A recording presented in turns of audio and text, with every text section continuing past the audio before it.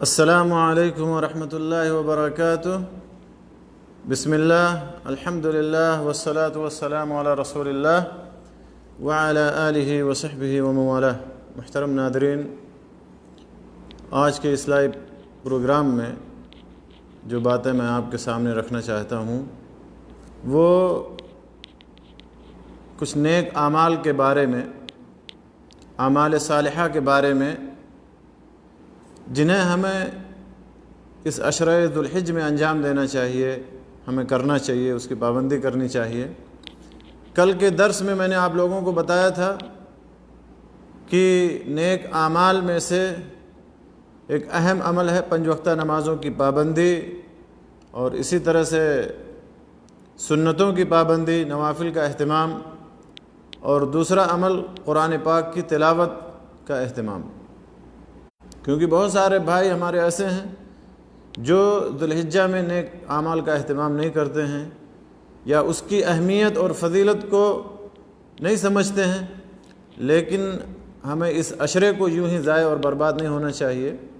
کل کے درس میں جیسا کہ آپ لوگوں کو بتایا گیا کہ 5 وقتہ نمازوں کی پابندی اور اسی طرح سے قرآن پاک کی تلاوت کا اہتمام، آج کے درس میں 2 اور نیک اعمال کے بارے میں بتایا جائے گا۔ انہی میں سے ایک ہے والدین کے ساتھ حسن سلوک۔ ہمیں چاہیے کہ ہم اس عشرے کے اندر، عشرہ ذو الحج کے اندر، ذو الحجہ کے ابتدائی 10 دنوں میں ہم اپنے والدین کے ساتھ حسن سلوک کریں۔ ویسے تو ہر وقت اور ہر مہینے میں اور ہر دن والدین کے ساتھ حسن سلوک کرنا چاہیے، لیکن اس عشرے کے اندر، عشرہ ذو الحج کے اندر ہمیں اس کا مزید اہتمام کرنا چاہیے، کیونکہ والدین کے ساتھ حسن سلوک یہ نیک اعمال میں سے یا عظیم اعمال میں سے جنہیں اللہ تعالیٰ بہت پسند کرتا ہے۔ اور اس کی اہمیت کا اندازہ آپ اس بات سے لگائیں کہ اللہ تبارک و تعالیٰ نے قرآن پاک میں جہاں اپنی عبادت کا حکم دیا ہے، اللہ تبارک و تعالیٰ نے جہاں اپنی بندگی کا حکم دیا ہے، وہیں پر اللہ تعالیٰ نے والدین کے ساتھ حسن سلوک کا حکم دیا ہے۔ وَقَضَىٰ رَبُّكَ أَلَّا تَعْبُدُوا إِلَّا إِيَّاهُ وَبِالْوَالِدَيْنِ إِحْسَانًا، کہ تمہارے رب کا فیصلہ ہے، تمہارے رب کا حکم ہے کہ صرف اور صرف اللہ ہی کی عبادت کرو، اللہ ہی کی بندگی کرو، کیونکہ اللہ تبارک و تعالیٰ نے ہمیں اس دنیا میں اپنی عبادت اور بندگی کے لیے ہی پیدا کیا ہے۔ وَمَا خَلَقْتُ الْجِنَّ وَالْإِنسَ إِلَّا لِيَعْبُدُونَ، میں نے انسانوں اور صرف انسانوں کو نہیں بلکہ جنات کو بھی صرف اس لیے پیدا کیا تاکہ وہ صرف اور صرف میری عبادت کریں۔ تو اللہ تبارک و تعالیٰ کا فیصلہ اور اللہ کا یہ حکم ہے کہ صرف اور صرف اللہ کی عبادت کرو اور اس کے ساتھ کسی کو شریک نہ ٹھہراؤ۔ وَبِالْوَالِدَيْنِ إِحْسَانًا، اور والدین کے ساتھ حسن سلوک کرو، اچھا برتاؤ کرو۔ تو اس عشرے کے اندر ہمیں والدین کے ساتھ حسن سلوک کرنا چاہیے، اور حسن سلوک کرنا یہ عظیم اعمال میں سے ہے، نیک اعمال میں سے ہے، اہم نیک اعمال میں سے ہے۔ اللہ کے نبی صلی اللہ علیہ وسلم سے جب پوچھا گیا، جیسا کہ عبداللہ ابن مسعود رضی اللہ تعالیٰ عنہ کی حدیث میں ہے کہ سألت رسول اللہ صلی اللہ علیہ وسلم، میں نے رسول اللہ صلی اللہ علیہ وسلم سے پوچھا ای العمل احب الی اللہ، کہ اللہ کو سب سے زیادہ محبوب عمل کون سا ہے، یا اللہ کے نزدیک سب سے پسندیدہ عمل کون سا ہے؟ تو آپ نے فرمایا الصلاۃ فی وقتہا، وقت پہ نماز پڑھنا۔ اور کل کے درس میں نے آپ لوگوں کو بتایا تھا کہ وقت پہ نماز کی پابندی کرنا، جماعت کے ساتھ نماز کا اہتمام کرنا، خاص کر اس عشرے کے اندر، ان مبارک ایام کے اندر، ذی الحجہ کے ابتدائی 10 دنوں کے اندر۔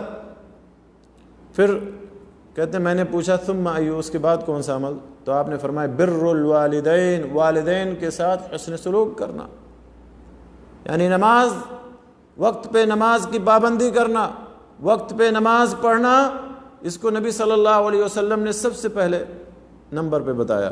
جب آپ سے پوچھا گیا کہ اللہ کو سب سے زیادہ محبوب عمل کون سا ہے، تو اس عشرے کے اندر اللہ کو نیک عمل سب سے زیادہ محبوب ہے، لہذا نماز وقت پہ نماز کی پابندی کرنا، وقت پر جماعت کے ساتھ۔ اور پھر جب کہتے ہیں میں نے پوچھا کہ اس کے بعد کون سا عمل ہے، تو آپ نے فرمایا بر الوالدین، والدین کے ساتھ حسن سلوک کرنا۔ لہٰذا ہمیں اس عشرے کے اندر والدین کے ساتھ حسن سلوک کا خصوصی اہتمام کرنا چاہیے، ان کے ساتھ اچھا برتاؤ کرنا چاہیے، اور اسی طرح سے ان کے ساتھ احسان کرنا چاہیے۔ اسی طرح سے جب ایک شخص نبی صلی اللہ علیہ وسلم کی خدمت میں حاضر ہوا اور اس نے پوچھا کہ اللہ کے رسول، اس پوری دنیا کے اندر، اس پوری کائنات کے اندر میری حسن صحبت کا، میرے اچھے برتاؤ کا، میرے اچھے سلوک کا حقدار کون ہے؟ من احق الناس بحسن صحبتی یا صحابتی، میرے اچھے برتاؤ کا سب سے زیادہ حقدار کون ہے؟ تو آپ نے کیا فرمایا؟ آپ نے یہ نہیں فرمایا تمہارا دوست، آپ نے یہ نہیں فرمایا کہ تمہاری بیوی، تمہارے بچے، آپ نے یہ نہیں فرمایا تمہارا بھائی، تمہاری بہن، آپ نے کیا فرمایا؟ امک، تمہاری ماں۔ پھر اس شخص نے پوچھا کہ ثم من، اس کے بعد کون؟ تو آپ نے پھر فرمایا تمہاری ماں۔ پھر اس کے تیسری بار جب پوچھا تو آپ نے فرمایا تمہاری ماں۔ جب چوتھی بار اس نے پوچھا کہ اس کے بعد کون، تو آپ نے فرمایا تمہارا باپ۔ تو اس حدیث سے اہل علم نے استدلال کیا ہے کہ ماں کا مقام باپ سے بھی 3 گنا زیادہ بلند ہے، کیونکہ ماں 3 چیزوں کے اندر منفرد ہوتی ہے، باپ اس میں شریک نہیں ہوتا ہے۔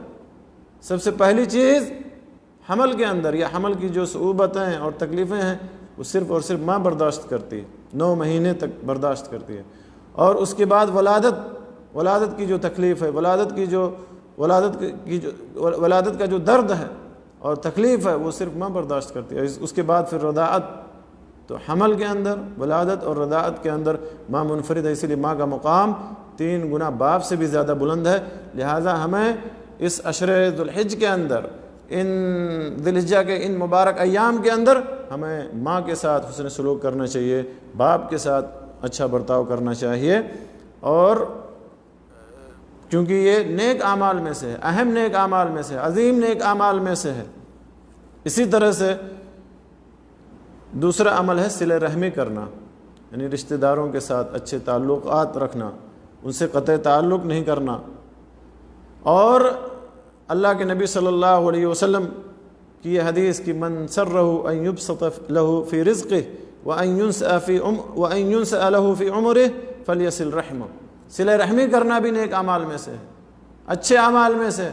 لہذا ہمیں ہمیشہ صلہ رحمی کرنا چاہیے اور ہر وقت کرنا چاہیے، لیکن اس عشرے کے اندر اس کا خصوصی اہتمام کرنا چاہیے، کیونکہ یہ عشرہ بہت ہی مبارک عشرہ ہے اور اس میں اللہ تبارک و تعالیٰ کو نیک عمل کرنا سب سے زیادہ محبوب ہے۔